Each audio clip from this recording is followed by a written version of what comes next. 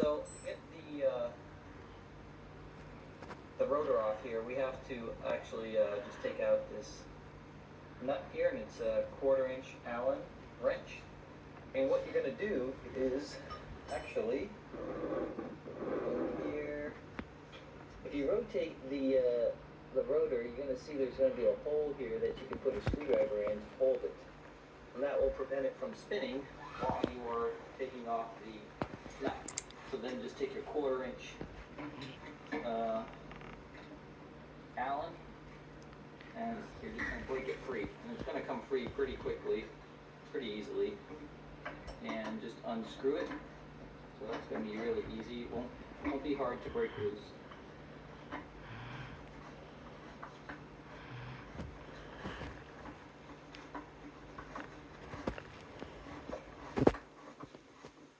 Okay, and it's just it doesn't come out. It's just, you get it loose enough so you can see that it's not engaged anymore. Then you can take that off. And then you're basically just going to sort of wiggle off the rotor until it comes off the shaft.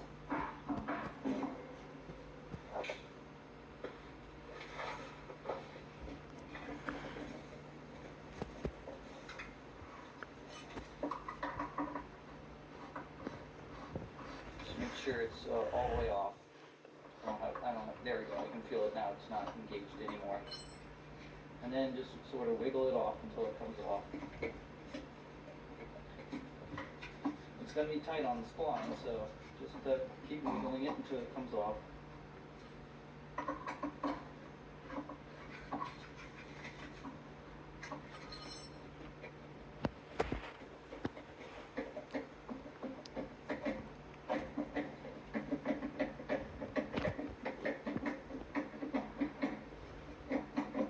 It's a tight fit.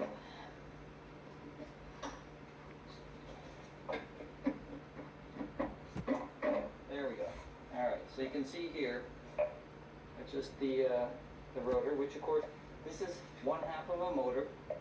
It's got the magnets running on the outside, which makes a motor work.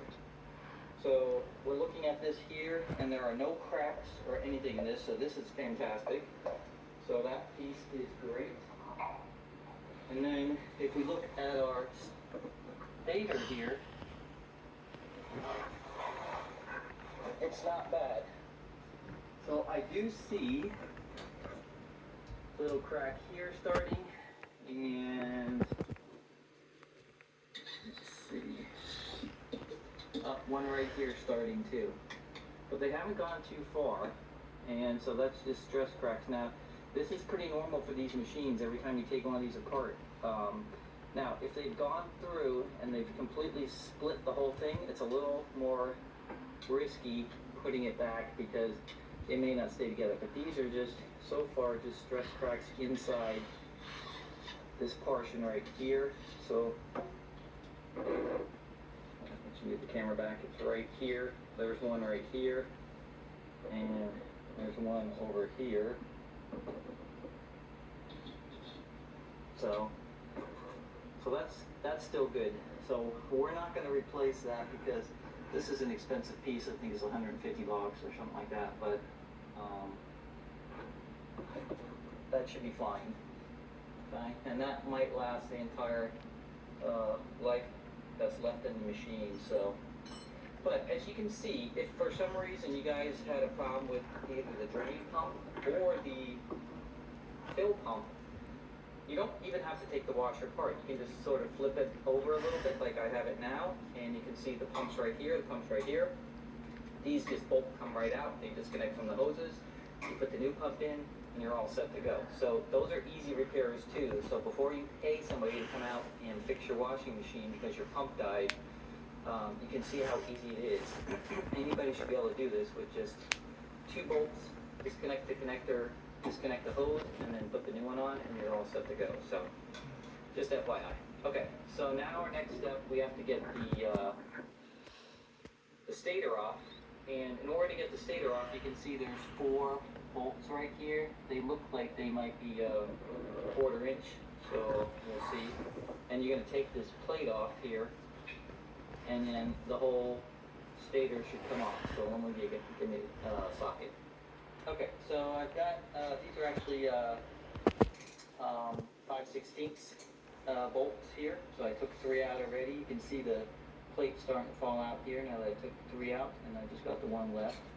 Now, when you're taking out the stator, be very careful with it. You don't want to damage any of these windings. And this copper wire has a clear coating on an insulator, and you don't want to scratch it off because you don't want anything to happen to it. So just be careful when you're taking it off. Don't let it drop and bang against anything. Take this last bolt out, and then what you're going to see is this plate will come out, okay? And you can see, look at all the sort of the grease on the bottom here. That shouldn't be there. This is all stuff that's coming down from that leaky seal, right? And then washing out all the grease is what it's doing. And it's coming all down here. This would be normally all clean and there would be nothing down here.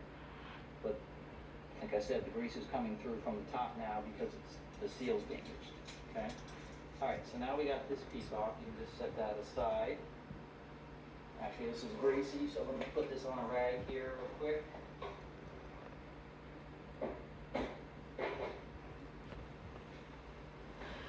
Okay, so now we can take the stator off. So this should just like come out fairly easily. Just sort of wiggle it off. It's really heavy. And then what you're going to see here is these connectors, which you're going to have to take off. So here's all of this. Oh, by the way, this little shield here, this plastic shield will just fall off. It's the motor shield. Alright, so you're going to take these connectors off. You're going to wiggle this one off. That's the power connector for it right here. And then you have the rotor position sensor right here. And there's actually just 2 little tabs right here on each side that you're going to lift up right here and then pull it off. So let me get a little flat blade screwdriver.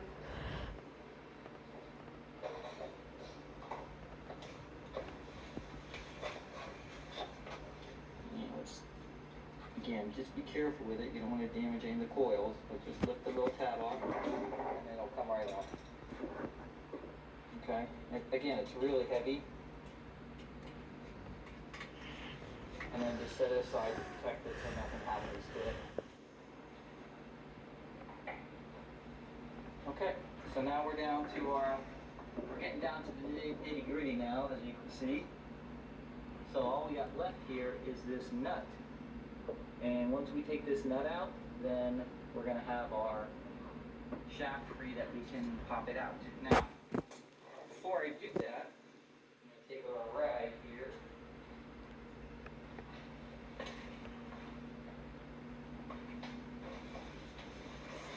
And we're going to just clean this off real quick so we can get a view of it. And actually, this nut is actually, no, it's not loose, I'm sorry. I thought it was loose there for a second. It's just a shaft turning. Okay, we're going to clean this off right here. And what I want you to notice is, first of all, the bearing, you can see, has a little, is not fully seated completely. There's a little bit of a gap there. Okay, so that's the way it should look like when you put it back in. Make sure it's seated. And then you have this nut here that you have to take off. Now, if you listen to this as I turn it, so you can hear it. It's like sort of a grinding noise as I'm turning it. So one or both of these bearings are bad. That should be a completely silent noise, and this should just spin freely. And you can hear that noise. So this is definitely our problem. And so far, everything is looking good. So all we have to do is take this nut out, which is about 1 1/4 inch, and we're good to go. Now, we're replacing this shaft here. So it's okay if we put a vice grip on here, because we don't have to worry about damaging the splines because it's being replaced, okay? But you need to get a vice grip or something on here, channel lock to hold it, while you break this nut free on here. So I'm going to get my vice grip and adjustable wrench, and then we'll break that free. Okay, so I've got my vice grip on here, and I'm just going to put my wrench on here, basically, and then, break it free, and that's it. It's loose. So it's not on there very tight. You don't have to worry about like doing all kinds of force. And this is just a nut. Comes right off. And that's it. Okay? So now, our drive shaft here is actually ready to come out.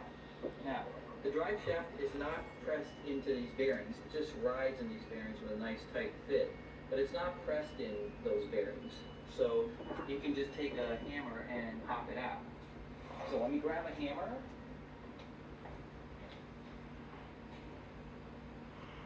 And we'll try a classic hammer first.